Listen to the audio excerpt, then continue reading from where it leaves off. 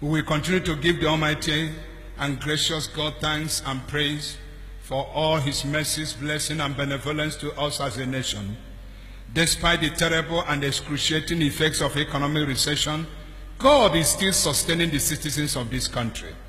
While we are praying for our dear President Muhammadu Buhari for quick recovery from e-health, I want to remind the President that life has no duplicate. There is no doubting the fact that the enormity of governance will surely be aggravating his state of fragile health condition. Is it not better for the President to travel the route of honor and safety by resigning as President in order to save both himself and the nation at large? To my mind, Mr. President, you have had your fair share of leadership in this country since 1983. At 73, the President can function more efficiently as an elder statesman. After all, Emmanuel Macron, who was only 6 years only when you were military head of state in 1983, is now the President of France. Are we not confused in our own country?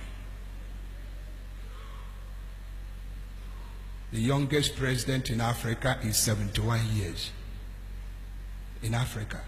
And the oldest is that man in Zimbabwe, 90 years.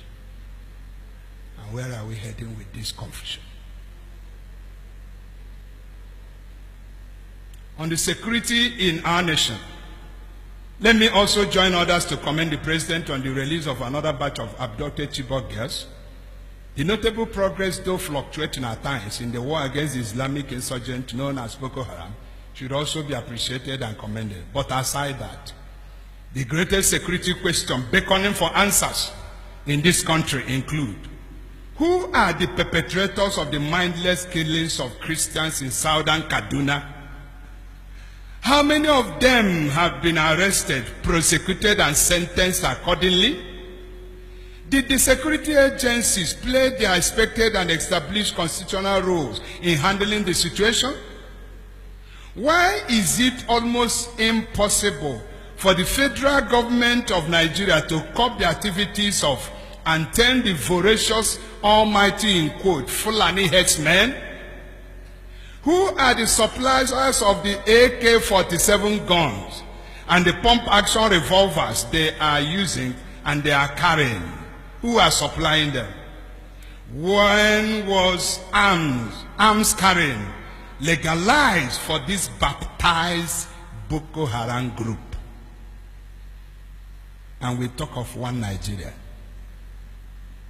And young people will march peacefully along the street as IPOB members, and you release armies to shoot them. But armed carriers are not harassed by anybody. And we are one Nigeria. The better we tell ourselves the truth. We are not one Nigeria. Let us go. That is me. What did I say? Let us go. There is nothing that makes an Igbo man a member of this country now. Nothing. And we are afraid to speak in Nigeria, especially our politicians, because of their pockets. The governors of the Southeast are throwing their eyes in the bush, and things are getting wrong because they want to secure their position, and nobody is talking. Have they killed Fashola? He's talking, and they are running away from him. Every backyard now, herdsmen are killing people, destroying farms. Traditional rulers are there wearing long robes without doing anything.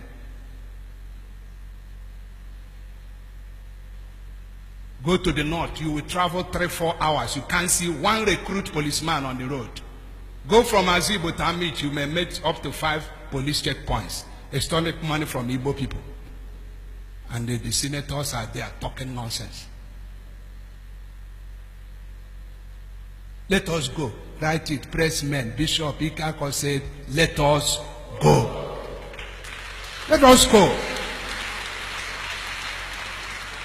Enough is enough.